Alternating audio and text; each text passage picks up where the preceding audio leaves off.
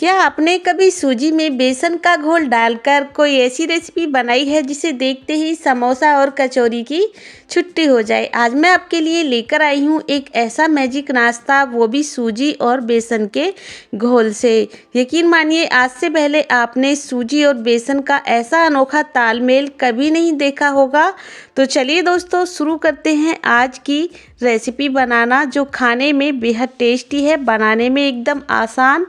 तो सबसे पहले इसे बनाने के लिए एक बाउल में 1 कप बेसन ऐड कर दें। इसमें हल्दी पाउडर ऐड कर दें, मिक्स कर लें अच्छे से कलर के लिए।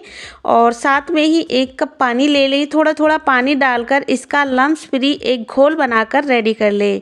घोल ज़्यादा गाढ़ा ना हो, इस बात का ध्यान रखें। 1 से 1.5 कप पानी इसमें लग जाएगा और एक पतला सा घोल बनाकर रेडी करना है। घोल बनकर रेडी है, इसे रखते हैं साइड में। अब मैंने ली है यहाँ पर बारीक वाली सूजी। तो दोस्तों, अगर आपके पास ये बारीक वाली सूजी ना हो तो इसे आप मिक्सी के जार में डालकर बारीक कर लीजिएगा, मोटी वाली सूजी को। और 2 कप मैंने बारीक वाली सूजी एक मिक्सिंग बाउल में ट्रांसफ़र कर ली है। जो बेसन का घोल बनाया था, उस घोल को हम इस सूजी के ऊपर डाल देंगे। और आप देख सकते हैं जो घोल है एकदम स्मूथ बना है।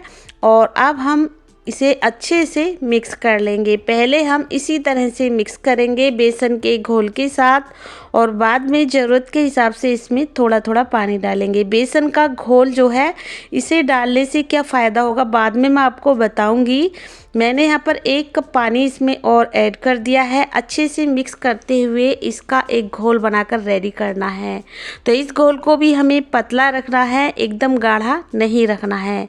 इस तरह से अच्छे से फेंटते हुए मिक्सर की मदद से मिक्स कर ले।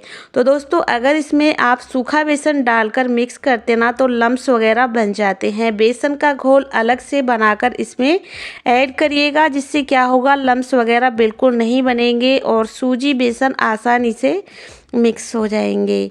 अब इस घोल में से हम थोड़ा सा घोल अलग एक बर्तन में निकाल लेते हैं। लगभग 2 बड़े चम्मच या फिर 4 बड़े चम्मच घोल इसमें से अलग निकाल कर रख लेते हैं। और इसकी कंसिस्टेंसी देखिए आप, इसी तरह की कंसिस्टेंसी हमें चाहिए, क्योंकि सूजी जो है बाद में थोड़ी सी गाढ़ी हो जाती है। तो चलिए अब चलते हैं गैस की तरफ। गैस पर मैंने एक पैन रख दिया है। इसमें 2 चम्मच कोई भी कुकिंग ऑयल गरम कर लें। 2 चुटकी हींग डालकर फ्राई कर लें। साथ में ही करी पत्ते को तोड़कर इसमें डालकर अच्छे से फ्राई कर लें। और अब हमने इसमें आधा छोटा चम्मच सरसों के दाने या फिर राई डाल देने हैं। इन्हें भी अच्छे से फ्राई कर लेंगे और इस सारे ही घोल को हम इस कढ़ाई में डाल देंगे और फ्लेम को एकदम से लो रखेंगे, क्योंकि जैसे इस घोल को डालेंगे ना तो ये एकदम से थिक होने लगेगा। अगर फ्लेम को हाई रखा तो ये हैंडल करना मुश्किल हो जाएगा, इसे एकदम पकोड़े जैसे बनने लगेंगे। देख सकते हैं, डालते ही एकदम से बैटर हमारा गाढ़ा होने लगा है।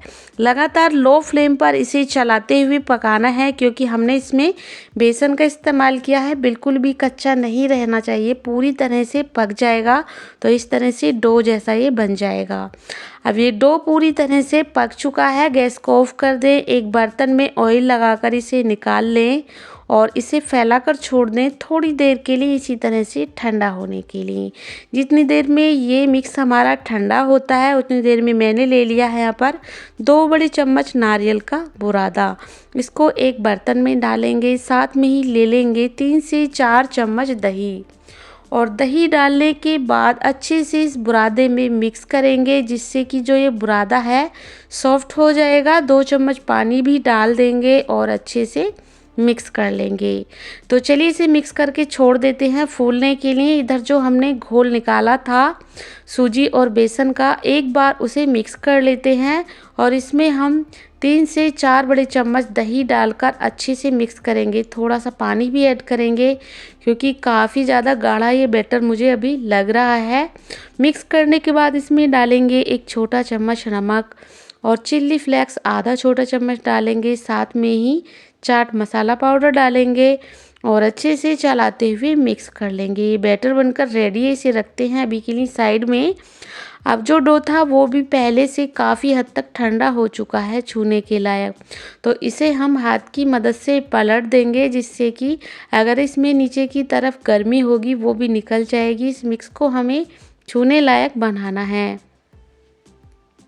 और अब ये पूरी तरह से ठंडा हो चुका है। इसमें हम धनिया पाउडर डालेंगे आधा छोटा चम्मच और आधा छोटा चम्मच कश्मीरी लाल मिर्च का पाउडर, चाट मसाला पाउडर, साथ में ही नमक डालेंगे 1 छोटा चम्मच, 2 हरी मिर्चें बारीक कटी हुई, शिमला मिर्च का छोटा टुकड़ा बारीक कट कर लें, 1 बड़े साइज का प्याज बारीक कट कर लें। अपनी पसंद की और भी सब्जियां इसमें डाल सकते हो। बारीक कट किया हुआ धनिया पत्ता डाल लें और अच्छे से मिक्स करते हुए इसका एक डो बनाकर रेडी कर लें।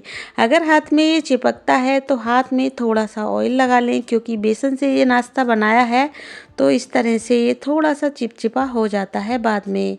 तो अब हमें क्या करना है, इस स्टेज पर जब ये चिपचिपा हो जाए इसमें कुछ बूंदे ऑयल की डाल दें, हाथ पर भी लगा लें और फिर से इसे मिक्स करते हुए इसका डो बनाकर रेडी कर लें। डो बनकर रेडी है, देख सकते हैं आप। चलिए इसे एक दूसरे बर्तन में ट्रांसफ़र कर लेते हैं। इस तरह से मैंने इसे एक दूसरे बर्तन में ट्रांसफ़र कर लिया है। प्लेट में इसे हटा देंगे और हाथ को धुलकर हाथ पर लगा लें ऑयल। इसमें से थोड़ा सा पार्ट लेंगे, इस तरह से थोड़ा सा इसे गोल गोल लोई जैसी इसकी बनाकर रेडी करेंगे। आप चाहें तो इन्हें इसी तरह से बना सकते हैं टिक्की की तरह, या फिर अगर आप चाहते हैं तो इनमें बीच में इस तरह से उंगली की मदद से होल बना लें। तो मैंने यहाँ पर ये एक पीस बनाकर रेडी कर लिया है। चलिए दूसरा पीस भी इसी तरह से बनाकर रेडी कर लेंगे। सारे पीस इसी तरह से बना लें और आप चाहें तो बिना होल के इस तरह से टिक्की जैसी बना लें या फिर होल कर दें बीचों बीच इस तरह से। मैंने दोनों ही तरह से ये नाश्ता बनाकर रेडी किया है। इस तरह से मैंने इसके पीस बनाकर तैयार कर लिए हैं, होल वाले भी और टिक्की की तरह भी मैंने इन्हें बनाया है। आप इन्हें अपनी पसंद के अकॉर्डिंग कोई भी शेप दे सकते हो। तो नाश्ता हमारा बनकर रेडी हो चुका है। अब जो हमने कोकोनट पाउडर भिगा कर रखा था वो भी पहले से ज़्यादा सॉफ्ट हो चुका है। अब इसे डाल देंगे एक मिक्सी के जार में और अब हम लेंगे भुनी हुई कच्ची मूंगफली को भून कर ले लें। इसमें डाल दें, छिलका हटा भी सकते हैं या फिर ऐसे ही रहने दें। पुदीने के फ्रेश पत्ते, 2 हरी मिर्ची, साथ में ही थोड़ा सा हरा फ्रेश धनिया पत्ता, आधा छोटा चम्मच जीरा और टेस्ट के अकॉर्डिंग आधा छोटा चम्मच नमक, थोड़ा सा पानी डालकर पीस कर तैयार कर लें। तो चलिए हमने इसे पीस कर रेडी कर लिया है। इसे एक बर्तन में ट्रांसफ़र कर लेंगे। अब लगाएंगे इसमें राई और करी पत्ते का तड़का। थोड़ी से ऑयल को गरम कर लें। इसमें राई, सूखी 1 लाल मिर्च डाल दें, कुछ पत्ते डाल दें करी पत्ते और इसी में मिक्स कर देंगे। हमारी चटनी बनकर रेडी हो चुकी है। अब जो हमने घोल मिक्स करके रखा था एक बार फिर से उसे मिक्स कर लेंगे। इसमें धनिया पत्ता डाल दें और मिक्स कर लें और ये घोल भी पूरी तरह से रेडी हो चुका है। तो चलिए चलते हैं नाश्ते को बनाने के प्रोसेस में। मैंने 2 चम्मच ऑयल को गरम कर लिया है। पैन में डालकर एक एक करके सारे पीस को, यानी जितने पीस आपके पैन कढ़ाई में आ जाएं, इन्हें हम सैलो फ्राई कर लेंगे। इन्हें आप डीप फ्राई भी कर सकते हो, सैलो फ्राई भी कर सकते हो। इस तरह से फ्लेम को मीडियम रखें और थोड़ी देर के बाद इन्हें पलट दें। इस तरह से जब आपको इनका कलर दिखाई देने लगे तो एक तरफ से ये पक चुके हैं, दूसरी तरफ से भी पकाना है और इसी तरह से दोनों तरफ से पलटते हुए हमें इस नाश्ते को बनाकर तैयार कर लेना है। इससे ये ऑयल को भी एब्जॉर्ब नहीं करेगा और काफ़ी हेल्दी ये नाश्ता बन जाता है इस तरह से, क्योंकि हमने पहले से ही इसे पका के लिया है। अब बिल्कुल भी वक्त नहीं लगेगा और ना ही ये नाश्ता अंदर से कच्चा रहने वाला है। तो चलिए इन पर अच्छा सा कलर आ चुका है, दोनों तरफ से क्रिस्पी बन चुके हैं। इन्हें हम निकाल लेंगे प्लेट में और बचे हुए नाश्ते को भी इसी तरह से फ्राई करके रेडी कर लेंगे, सैलो फ्राई करके। तो चलिए दोस्तों, मैंने यहाँ पर इस नाश्ते को फ्राई करके रेडी कर लिया है। अब जो हमने घोल बनाकर रखा था उसका भी नाश्ता मैं आपको बनाना बताऊंगी, जो इससे भी आसान है। तो इसके लिए इस पैन से सारा एक्स्ट्रा ऑयल मैंने निकाल दिया है। ब्रश की मदद से ऑयल को फैला लिया है और 2 चम्मच बैटर को इस तरह से फैला देंगे पैन में। एक बार मिक्स कर ले बैटर को और फ्लेम को आपको मीडियम रखना है। फैलाते हुए थोड़ा सा पतला पतला रखेंगे चीले की तरह और कुछ ही सेकंड में ये बहुत आसानी से सूख जाएगा। आपको इसे ढकना नहीं है, फ्लेम को मीडियम ही रखना है। तो इस तरह से जब आप इसे फैलाओगे ना, बिल्कुल भी वक्त नहीं लगेगा और ये नाश्ता पहले वाले नाश्ते से भी बनाना एकदम आसान है, कोई भी इसे बना सकता है।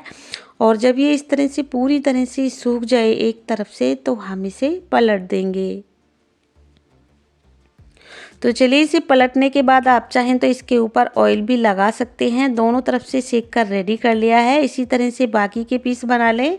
तो दोस्तों सूजी और बेसन का गर्मा गर्म नाश्ता बनकर रेडी है। इसे चटनी के साथ एंजॉय कीजिए। जो हमने चीले की तरह बनाए थे वो भी काफ़ी ज़्यादा सॉफ्ट हैं और उन्हें भी आप फोल्ड करके दे सकते हो बच्चों के लंच बॉक्स में। तो दोस्तों मेरी इस प्यारी सी वीडियो को देश के किस कोने से किस शहर से देख रहे हो मुझे कमेंट करके ज़रूर बताइएगा, जिससे कि मैं आपको थैंक यू बोल सकूं। और दोस्तों आज की रेसिपी आपको थोड़ी सी भी पसंद आए तो प्लीज़ वीडियो को लाइक शेयर ज़रूर कीजिएगा और मेरे चैनल कुक विद पुष्पा को सब्सक्राइब करना बिल्कुल ना भूलिएगा, इसी तरह की नई नई रेसिपी मेरे चैनल पर देखने के लिए। तो चलिए दोस्तों मिलते हैं फिर किसी रेसिपी के साथ, तब तक के लिए थैंक यू, बाय बाय।